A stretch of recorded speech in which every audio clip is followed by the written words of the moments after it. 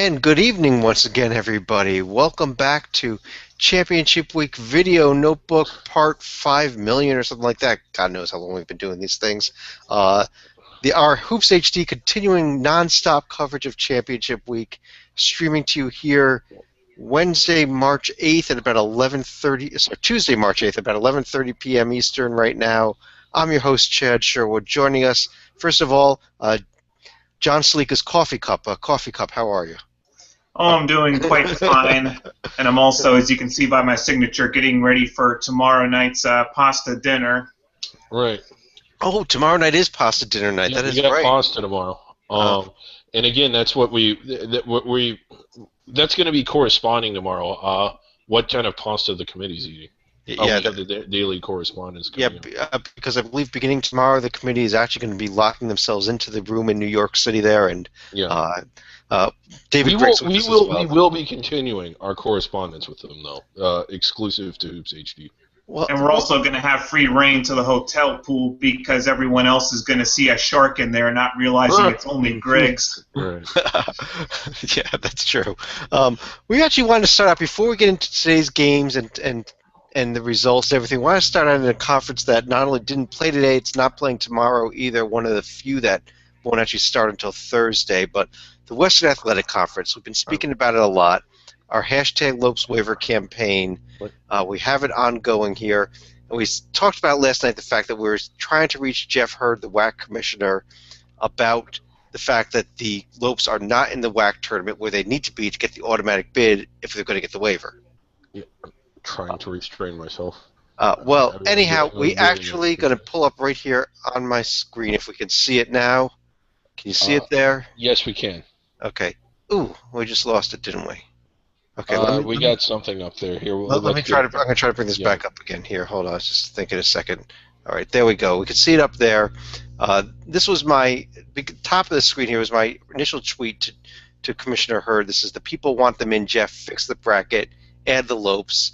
See, there was a couple of responses by some other followers here. Josh Lover, one of our great Lopes followers out there. Right. Dewey Binns asked if the Grand Canyon need to transition like every other school. I responded, no. Oh, I mean, they don't.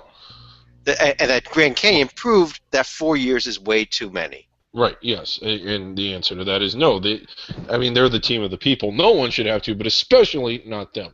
And here is Jeff Hurd, WAC commissioner, responding via tweet. This is his actual Twitter account, and he states, I agree, but it is an NCAA edict. Jeff Hurd, commissioner of the WAC, has agreed the Lopes belong in the NCAA tournament this year. Yes. And let me also say this in fairness to the WAC. Having Grand Canyon would act in the final against New Mexico State would actually give the Aggies a high RPI opponent and could actually boost their own number if they were able to beat the Lopes in the tournament. How could they beat the Lopes? What are you talking about, John? They can't beat the Lopes. Nobody can beat the Lopes. Yeah, that's ridiculous, John. I don't even understand what you're talking about there. You have to evolve one step at a time, people. Right. And I had some pretty good dialogue with Jeff as well. I mean, I told him we were trying to fix the problem. I don't know if you can get those up or not, but we're trying to fix the problem, and we are. And it's so frustrating because here's the commissioner saying that they belong in, but yet you check the bracket, Chad, and they're not in. They're still not in. We've been doing this since since November, and they're still not in. They're still not in. We are still waiting for Mark Emmert to call us back from last week to try to get this resolved. So really what it comes down to, if Mark Emmert says they're in, Commissioner Hurd will put them in, right, and everything will be solved. Yes. So Mark Emmert... Do we need to call Mark Emmert back? Yeah, I don't know what's going on. We're going to check up on that tomorrow. We'll let you know the updates on that tomorrow as we try to reach out to Mark Emmert to get this issue resolved. But we're running out of time here. Games start Thursday. Right. What we do want to do, though, is whenever those ticking noises in my head stop, I hope I'm not going insane. We've been up about 7 days in a row, I think, at this point. But I want to go right into the games that took place today, and I'm going to start out in the final we just watched come to a conclusion here. The West Coast Conference Final. This was the marquee game of the night, obviously. Gonzaga and St. Mary's. I'm glad we're starting here. And David, the Zags pick up the 85-75 win, uh, extending their streak. I believe it's now up to 18 years in a row they've made the NCAA tournament. Yes, it is. 98, 99. They have not missed it since then. So first of all, congratulations to the Zags. A very dangerous-looking 12 seed, honestly. Not the type of team you want to face in March. No, not at all. I mean, considering that this team was in the Elite Eight last year, and they have a lot of players back, no, you don't want to face this team in March. Now, they are really thin. They don't have much depth at all. But you say that that's going to hurt them in a tournament format, but here they are. They just won a tournament, albeit it was the West Coast tournament. But BYU, St. Mary's, formidable teams. I don't think they're tournament caliber teams, but still a good showing by the Zags. I don't see them inside the bubble or inside the first four, but yeah, I think about the 12 line is where they're going to be.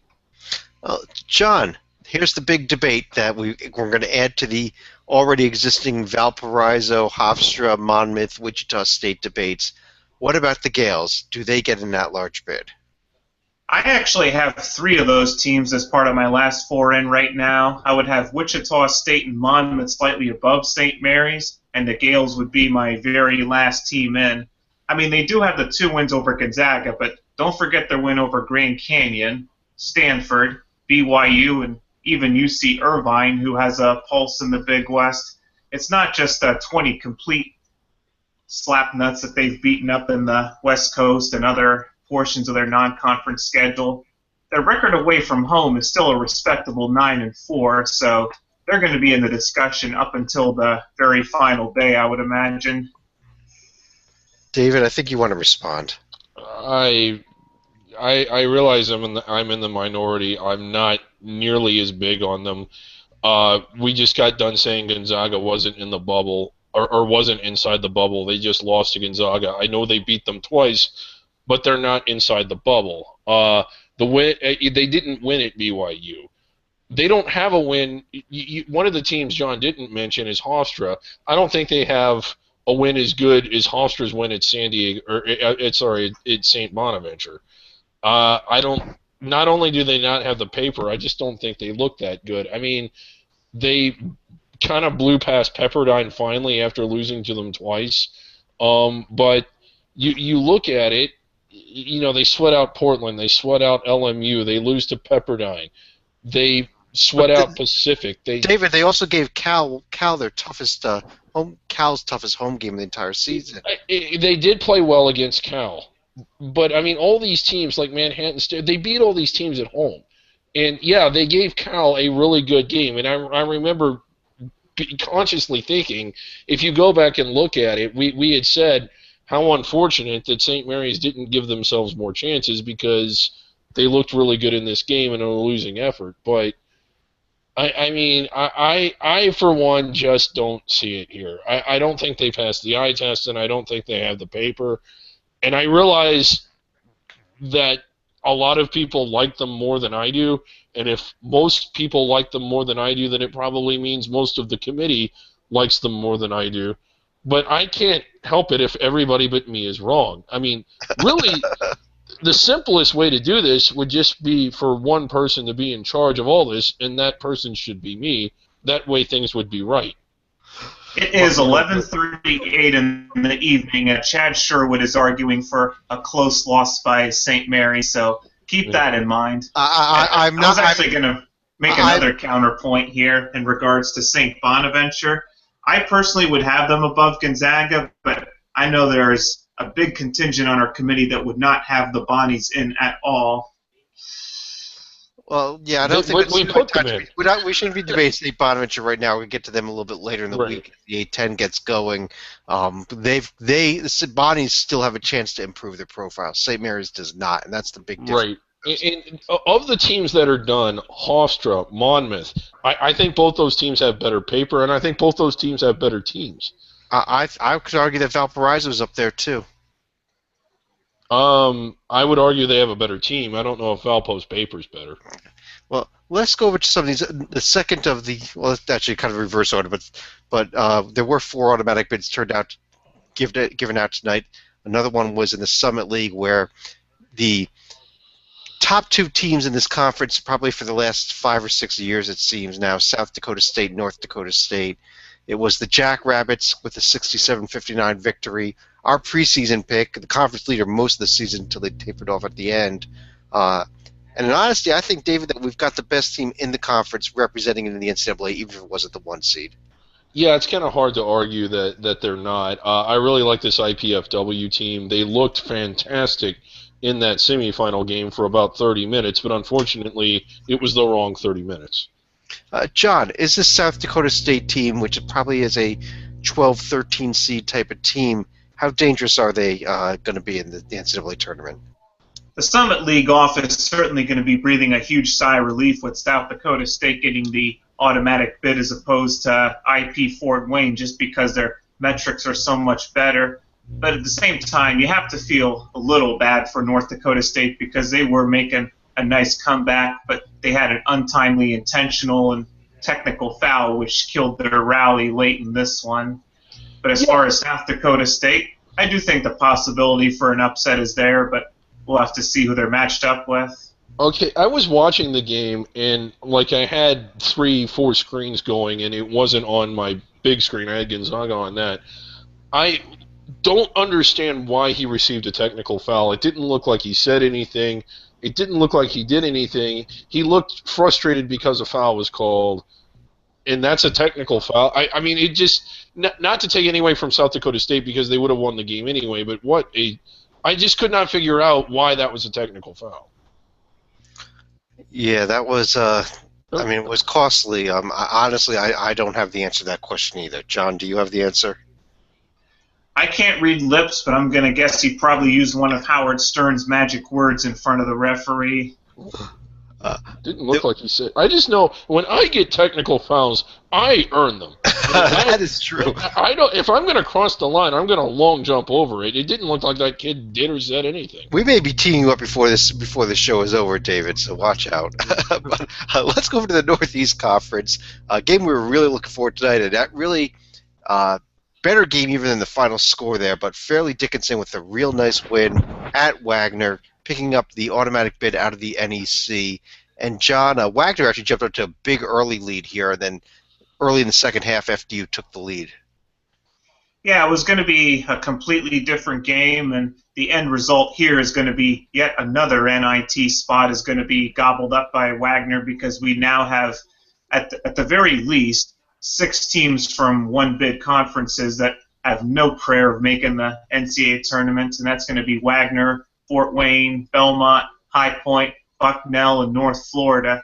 So if you're a team like Ohio State or Florida, you're sweating on multiple fronts right now because NIT knocked down to the Vegas 16. All right, let's go to 11:42 p.m. on March 8th, where we start talking NIT bubble. That's yes. But David, out of 11 conference tournament champions so far, we have one seed that's won the conference tournament. That was Chattanooga. I think that's got to be a record.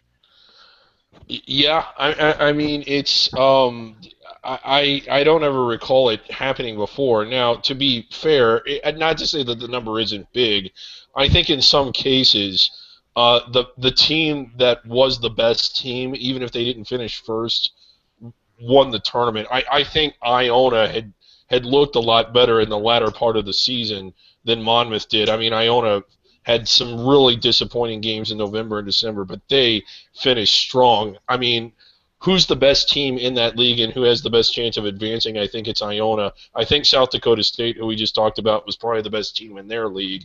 So I know that in 11 cases, only one number 1 seed has won the tournament, but I do think that there are other cases where the best team, at least the best team right now, won. Would you agree with that, or? I do agree with that. I'll tell you one conference where the best team did not win, and that's the Horizon League, which was our last final that was played tonight. Valparaiso, clearly the best team in this conference. Oakland, I think, the second best team. Green Bay beats Wright State 78-69 tonight, David. Really, just Wright State didn't even show up for this game, I don't think. No, it just seemed to me defensively they really struggled, and you have to give Green Bay a lot of credit. But Wright State came out and man-to-man, and Green Bay torched them. They just kept going inside. Wright State switches to a zone, and Green Bay torches them. They started shooting over it and going into their big man. I mean, they just picked apart everything Wright State tried to do defensively. And I didn't think Wright State's ball movement or shot selection was bad, but they would work to get a good shot, and they'd miss the shot over and over and over. It was a 10-point final score. But really, Green Bay had as big of a lead as 19 or 20 at one point, and that was really more how the game went. At no point did it feel like Wright State was in this game. Yeah, and John, with the revised format here in the Horizon League, not only all the games being in Detroit, but in past years we saw a couple days off in between the semifinals of the championship. We had two teams playing their fourth game in 4 nights here. Do you think that factored in here, and that maybe Green Bay just was able to withstand that a little bit more than Wright State was, and that could have been why Wright State was just look so bad tonight? I don't think that made a difference whatsoever because both Green Bay and Wright State had played, 4 games in 4 days. Let's not forget Wright State had an opportunity to close out the Horizon League tournament at home 2 years ago, but failed to cash it in against Milwaukee. Right. In fact, Wright State, you might want to meet up your friends from Winthrop down in South Carolina because you two seem to have a lot in common when it comes to Stony Brook too. To close out your conference tournament. Stony Brook too. Right, I didn't. Stony Brook will have a chance this year, coming up on Saturday at least. Yeah, but yeah, they've been to the championship game 3 times in the last 4 years. 3 20-plus win seasons in the last 4 years. Those are pretty solid under the radar numbers, but no championships. They can't seem to win that championship game. And one year, I believe it was 2 years ago, the game John referenced against Milwaukee, that team was kind of a disappointment despite the 20 wins. They had won 20 games the year before. They'd been in the championship the year before. They had everybody back. And it was just kind of a disappointing season. I think they were the 3rd or the 4th place team that year when they really should have blown through the league. Well, for those of you that snuck out of work early today in order to watch the ACC afternoon, we actually got a pretty good game. Why is that so funny? I did. I just watched it at work. I was drug testing employees who were even considering sneaking out of work to watch those putrid games. But no, NC State Wake Forest actually ended up being a pretty good game. NC State pulling out the close victory. Florida State rolled over a very bad Boston College team, which we need to congratulate Boston College, including the conference tournament now, went winless in the conference in both football and basketball. First major conference team to ever do that. So congrats for that wonderful program you have up there in Boston. But let's move on. Let's take a quick look, David, at tomorrow's games, the second-round games. Well, don't say it. I mean, Boston College is not winning the Centenary. You cannot disgrace the Centenary by giving it to Boston College, a team that won 7 games. We're going to see that. We're going to find out about that Thursday night when it's not Boston College. Not Boston College. But David, Georgia Tech, Clemson, Florida State, Vatech, NC State, Duke. But the big game tomorrow, the noon game, I think, is this Pittsburgh-Syracuse game. That arguably the loser of this game could be in some serious trouble. I think Syracuse is safer than Pitt, because at least they did do some work out of conference. They won. Losing to St. John's? Yeah, losing to St. John's. That's pretty spectacular, losing to St. John's. But I don't know. I think the top of Syracuse's profile is a little better than Pitt's. I think they did a little more out of conference despite losing to St. John's. But if Pitt loses, I still think the committee will take them. But I honestly I would argue for Hofstra and Monmouth to be in ahead of Pitt, especially if Pitt doesn't win tomorrow. John, do you agree, or do you want to go the other way, that Syracuse is the team in more danger? I honestly disagree with either team really being in serious trouble. I think this is the ESPN hype machine in play right here, trying to get some ratings for the noontime game. I actually had one of these teams on my first ballot, but I'm not going to divulge on air which one that would be. You had Boston College on your first ballot. Okay. I guess no, that was Florida State. Okay. The other question here: do you see any upsets here? NC State, Florida State, Vatech, Clemson, Georgia Tech. I don't know that either of those bomb games would be that big of an upset. based on the No. seeds. NC State clearly would be a big upset if they beat Duke. Yeah, clearly don't be fooled by the seeds where you see Clemson at number 7 and Georgia Tech at number 10. I mean, I've talked quite repeatedly over the past couple weeks that Georgia Tech has been quietly putting together a nice run, and even Florida State and Virginia Tech, I'm not sure I could really call that one an upset if the Seminoles were able to win this game. I mean, I'm pretty sure Duke is not going to be infected by NC State, so I don't think we need to worry about that one. Let's go ahead and move over to a couple other conferences that were not today. Let's go over to the MEAC, where we had the third and the fourth of the first round games. Oh my God! I hope you saw it, and if you did, you know what I'm talking about. Well, David, why don't you go ahead and tell us about what you're talking about here? NC State Howard. NC Central Howard, yes. Or I'm sorry, NC Central Howard. My apologies to NC Central for comparing them to NC State. Anyway, this game featured several just miscommunications between the players and reality. There was a one-on-one free throw, and I believe I forget which team was shooting it. And there was nobody on the line for the offensive team. It was just 4 defenders. Nobody goes after the ball, so the shooter goes in and dunks it. There was a foul running down. One of the players didn't know what the score was. It was just a comedy of errors, this game. NC Central does get the win over Howard. The other game, Morgan State knocks off Eastern Shore. Tomorrow, John, we've got a pair of games. Norfolk State against NC Central. Hampton against Morgan State, the top 2 seeds. Do you see an upset either one of those games? They get both of the hometown teams right here, so I'm not seeing an upset tomorrow, but Thursday I think is going to be a day where we may want to watch out. All right, let's move on to the Big Sky Conference. We've got a lot to still get to today. I want to try to keep things moving here. As we record this, we kind of cheated a little bit tonight. We still have one game ongoing. That is the Northern Arizona Eastern Washington game. As you can see on the screen there, that game is at halftime right now. Eastern Washington's up 7. The other games, though, we saw Sacramento State knock off Montana State. They're going to move on to play Montana on Thursday. This conference takes off tomorrow. The women's games will be tomorrow.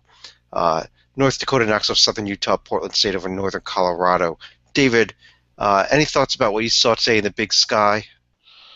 Shockingly, and again, we've watched the Big Sky, but we've basically been seeing Weber and Montana. And if you're like me, like if these teams weren't playing Weber and Montana, you probably weren't watching them, at least not as closely. I was just the one thing that stuck out to me today was literally just how entertaining the games were. They really were. And this is one thing I mentioned last night. I was looking forward to the Big Sky tournament because I thought we had a shot at it being a pretty entertaining tournament with all 12 teams there. Even though we don't like the fact they changed the format, I do kind of like the fact that we have the full 12-team bracket. Right. Every game was close here. Even the one that's going on now is only a 7-point game at the half. The one upset was Sacramento State. Montana's not showing up on the screen. That's who Sacramento State will be playing now in the quarterfinals, though. And Sacramento State is the first beneficiary of the expanded format because they wouldn't have even qualified for the Big Sky last year. Correct. Right. Now, they could have still done this same format on the home court of the higher seed, though. So. Yes, they could have. Yes. The SWAC tournament also began today. We saw a pair of games, Alabama A&M knocking off Pine Bluff. Mississippi Valley State got a game effort from Grambling. Grambling kept trying to get back in that game, but in the end, those Devils were too much for Grambling. This bracket's still incorrect here. The 1 seed is Texas Southern. They are playing Alabama A&M tomorrow. The 2 seed is Alcorn State. They are playing Mississippi Valley tomorrow. Those are the 2 games being played tomorrow. The other 2 quarters will be played coming up on Thursday. But David, any thoughts on these 2? Do you see an upset by tomorrow in either of these games? I don't think so. I mean, maybe in some of the other ones, but I think Texas Southern is potentially a fun semifinal game, but I think Texas Southern runs through this. John, I'm going to ask you about one last conference that got underway today. We saved this one for last among the games that were played today because it's obviously the most thrilling of them all. Yes. Florida Atlantic 82-58 over Texas San Antonio. How thrilled were you about watching that game tonight, John? Yeah, one of my questions that I'm still waiting for a response from fake Joe Lunardi is going to be, what's the impact of Florida Atlantic winning at UAB for the first time this year? Because that's the first time the Blazers have allowed someone else to win on their home floor, if I'm not mistaken. Right. It hurts them. I think it really hurts their at-large chances. Yeah. We have, though, I guess it's second round day tomorrow. The top 4 seeds still not yet in action. David, do you see anything crazy or any upsets coming in these 4 games tomorrow? Not so much. Old Dominion has been grossly underachieving. Rice has been. I mean, what we have is like reminiscent of the Southland part of the conference, all in action tomorrow. I'm just, Chad. Well, why not a quintuple header? Why an opening round? The one piece of good news for UAB is that these games will not be beginning tomorrow. Will be at the downtown arena. Will not be on UAB's home court. The women will be playing at UAB's home court. So as a result, nobody else will win at UAB's court this year. Yes, plenty of good tickets available for tomorrow if you're in Birmingham and you want to check out some basketball. But I mean, here's the thing, Chad. Tell me if you think I'm wrong. They didn't need an opening round game. They could have had a quintuple header tomorrow and sold out the BJCC 16,000 people all watching the quintuple header. Only if you'd bought 16,000 seats, David. The only thing I don't like about this format is that they have a UAB in the afternoon session because people are going to be taking a long lunch in Birmingham for their opening round game. Yeah, but I mean, I like that. Well, I mean, if I'm the 1 seed, I want the noon game because you get the most rest. So, yeah. Screw the fans. A few other conferences that were not in action tonight, but they are in action tomorrow night. And the one remaining auto bid that will be decided before Saturday is in the Patriot League tomorrow night. Also, will not be a 1 seed winning it. Holy Cross at Lehigh. We've discussed this game back over the weekend when this game was set up, but. And really how well Lehigh has been playing. Any shot that Holy Cross could pull off another upset here, though, John?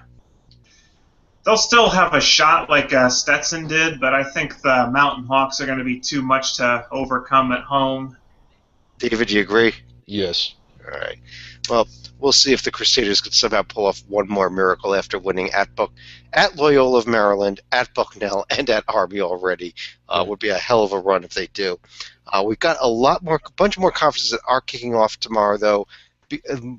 Most of the major conferences, in fact, and we're going to start here in the Big Ten.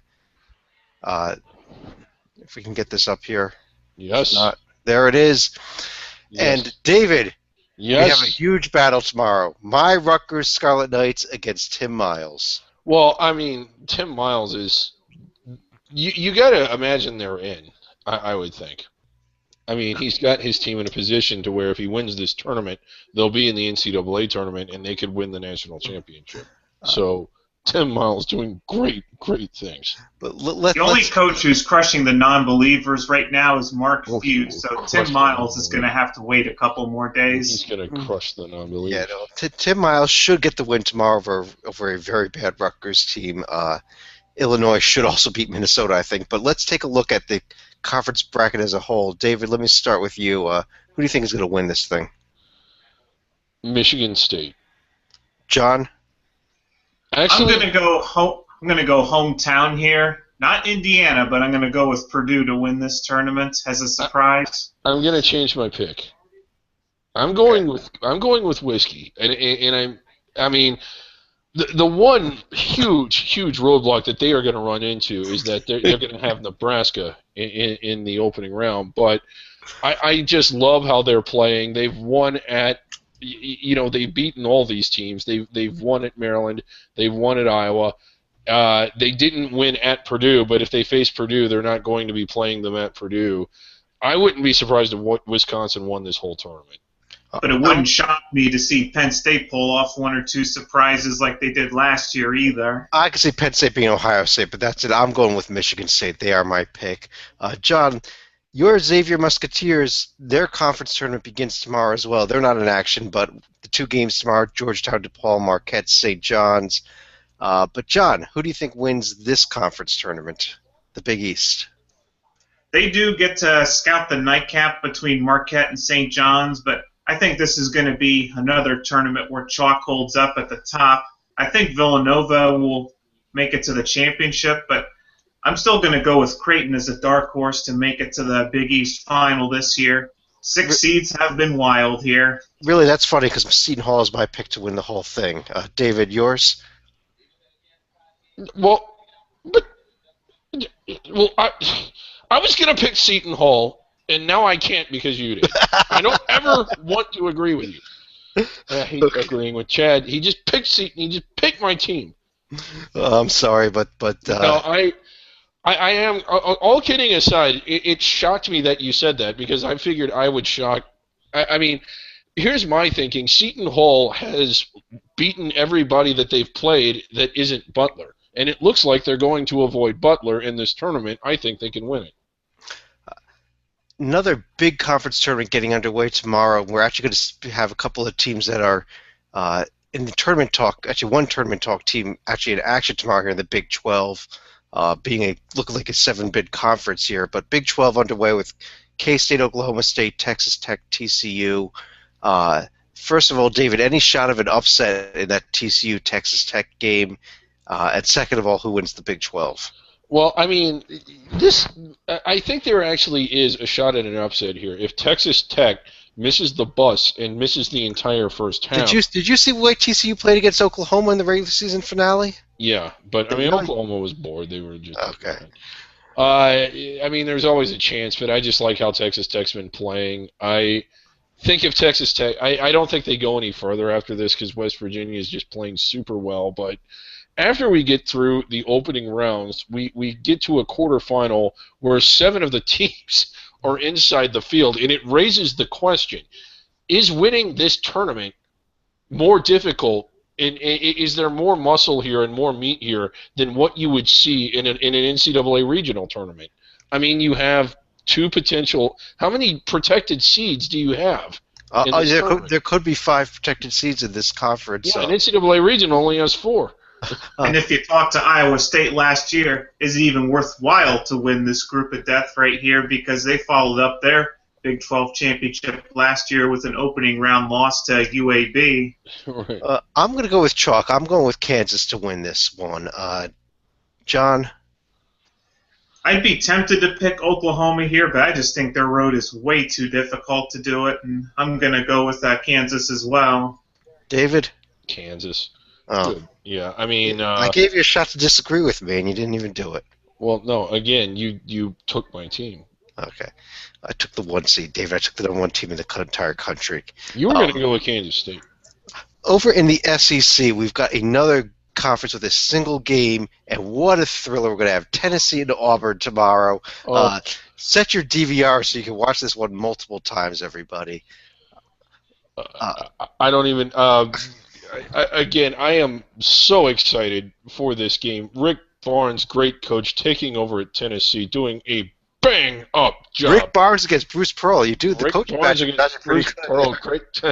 Now, I in all seriousness here, when you look at Auburn, I realize that there's a lot of grumblings, especially with Alabama being better than them with their new coaching hire.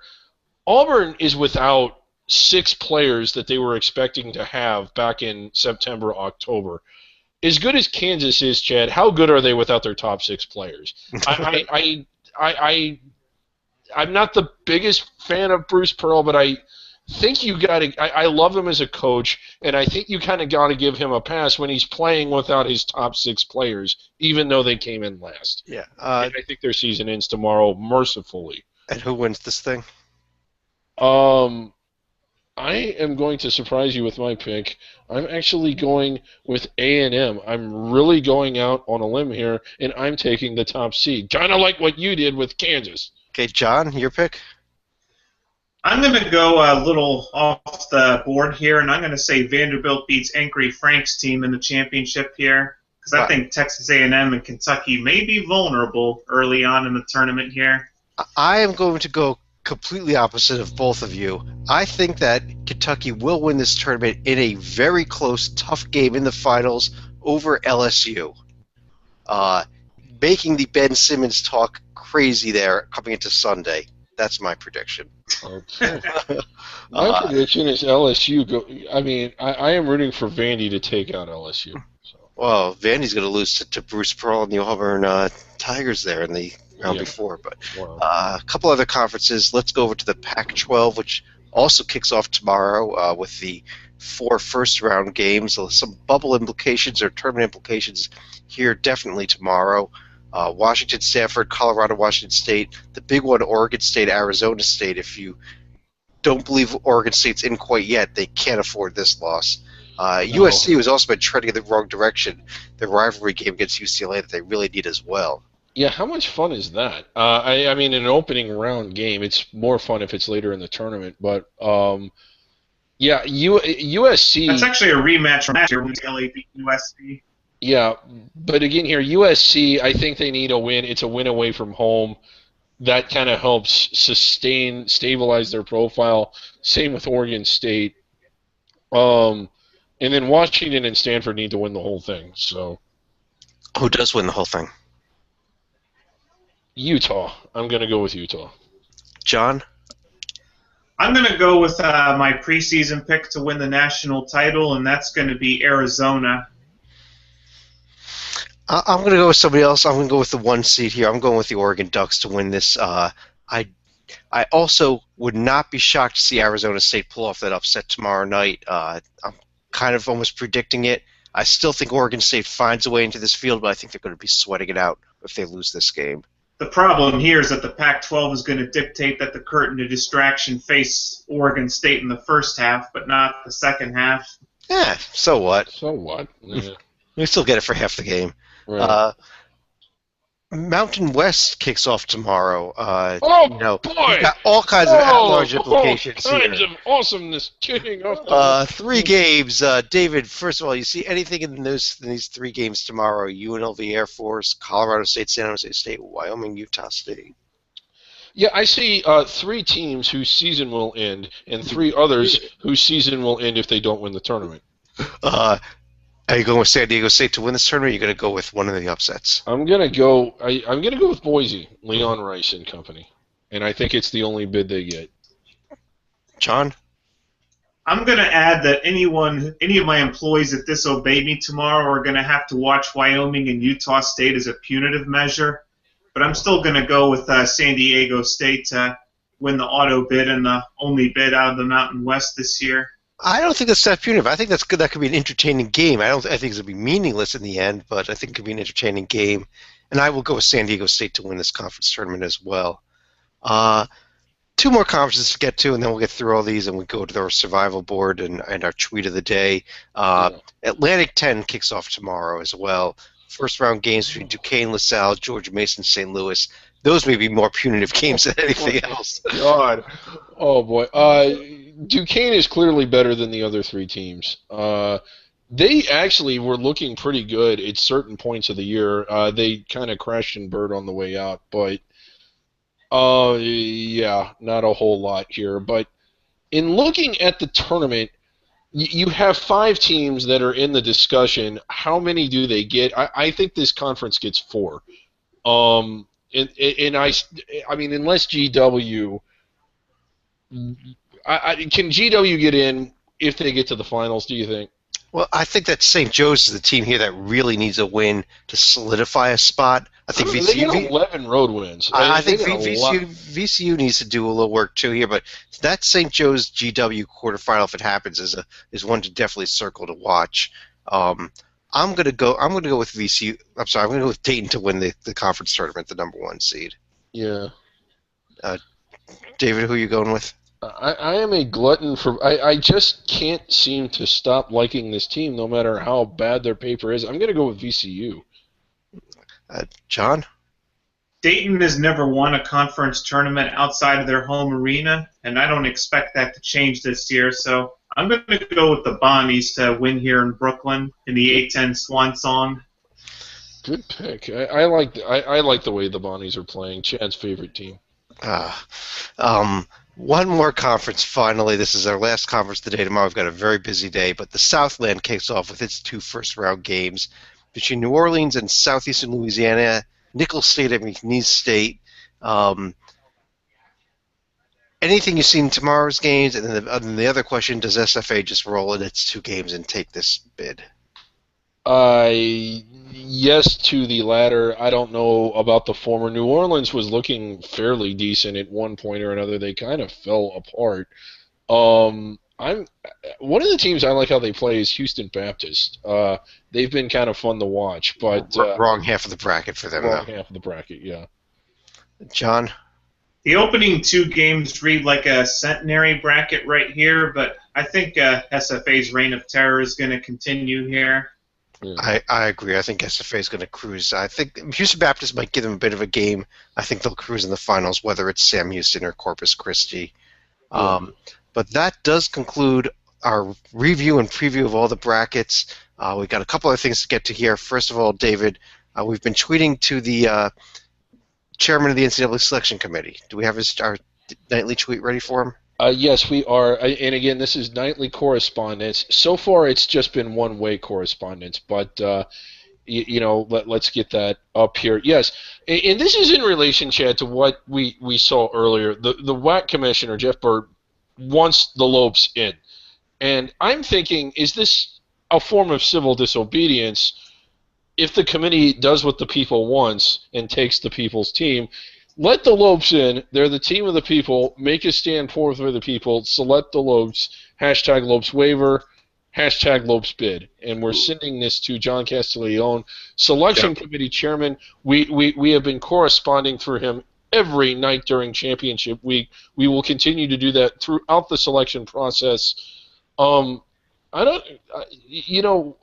you beginning to think he's ignoring us? No, he wouldn't be. No, well, they're busy. I think they definitely. I mean, I counted how many views we had on last night's bracket show. There's definitely was enough to cover the entire selection committee. So they definitely were watching it, I think. Right. And they do have the internet in the room there. So they have the internet in the room. Yes. So let's go ahead and we'll send that, and then we'll pull up our selection board, our survival board. All right. So that is sent. Yeah, there it goes. And now let's get to the NCAA. Do we have it? There it is. Yes. As heading into tonight, we had 216 teams left available. This is what Joe and his committee are going to be looking at to know which teams that they should be considering, which teams are locks, which teams have won auto bids. Yes. Which teams need the They should only think of need the auto bid. So we see a team like Boston College was on there heading into the day. We know they lost today as they completely were blown out of the building. So do we want to see what happened as a result of tonight's games? Yes. Let's see here. And again, these are the teams remaining. And hitting it. Oh, we're down to 203 teams left. Boston College gone from that list. A few others gone. And 4 auto bids locked up tonight. I will just make a quick note here. If you're watching this in the morning and you go up right up above us there and you click on the survival board, you're actually going to see it saying 202 because the loser of this Eastern Washington Northern Arizona game that's going on right now, as we record this, will be taken off the list as well in the morning. Yeah. And also keep in mind we are up to 12 automatic bids, and we should also have some results from the first ballot tomorrow night. So also pay attention to the green columns that are marked at large here. So we're not going to necessarily fill all 36 spots, but we will fill quite a bit of them. Yeah, and we're going to be having some good pasta tomorrow, along with the selection committee.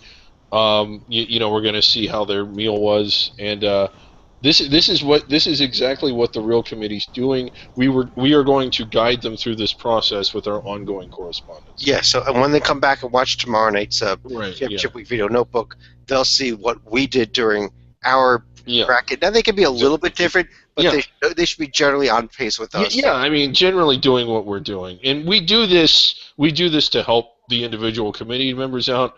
We do it for the fans. We do it for the good of all of college basketball. Yeah, in fact, there are 2 new committee members this year. This is going to be the first year they've done that. So I'm blanking on their names right now, David. If you, it's White from Duke and the guy from Ohio whose name I can't remember. Yeah, it is. Jim Schaus. Yeah, thanks. Jim Schaus from Ohio and Kevin White from Duke, both a pair of ADs. This is their first year on, so they really need to be watching our show so they can know what to expect when they get into that room. Right. Yeah. Now, here's tomorrow. an interesting angle as it relates to Jim Schaus. He was actually the athletic director of Wichita State when Greg Marshall was hired. Yep. He does not have to recuse himself officially from any discussions involving Wichita, but it'll be interesting to see what Wichita State's fate is going to be this week with Schaus on the committee. Yeah, and again, we're going to have influence over that as well. Yeah, there's a few teams that we, because of our influence, it might be a little bit unfair, but none of us actually went to Grand Canyon. None of us work at Grand Canyon, so there's no reason the Lopes will not be in the field. Right, yes, we don't have to recuse ourselves when talking about the Lopes. But do any of us own stock in Grand Canyon? Not that I know of. Not officially. But on that note, any final thoughts here, John? Well, I think we said at the top of the show we should have known better that for the 18th year in a row we will be seeing the Gonzaga Bulldogs in the big dance. So I just wish HBO would have pushed back their episode of Gonzaga's March to Madness 1 or 2 more days so we could see their run in Las Vegas. So, again, congratulations to Mark Few and his team. Yeah. David? A lot of the conference tournaments we haven't seen the 1 seeds win in the smaller leagues. I like the leagues that do something to reward and protect the first place team. Now I know in the case of the ASUN and multiple other leagues, the Patriot being another one, it didn't work, but I think it makes for a better environment. I think it makes for a better tournament. In watching the Horizon this year, it just wasn't the same. And again, when coaches complain, well, it's not fair about the double buys. Like he didn't like Wright State's coach Billy Donlin didn't like how the tournament was bracketed. Well, finish second then. I mean, if you finish first or second, you shouldn't have to win 4 in 4 days. And in fact, you shouldn't have to win away from home. Just my thought. My final thought here is with Monmouth squarely on the bubble and possibly not being able to make the NCAA tournament this year, we do have the best team in the state of New Jersey, definitely in the field. Congratulations to the Fairleigh Dickinson Knights, the only worthwhile team in the state of New Jersey. And go screw yourself. Except Seton Hall, who go screw yourself, Seton Hall. On that point, have a good night. You're still better over NJIT, right? Yeah, NJIT. Actually, congratulations to NJIT. They accepted a bid to the CIT. They will be back in there again this year. Now, as a Rutgers alum, not a big Seton Hall fan. Everybody else in Jersey I'll root for.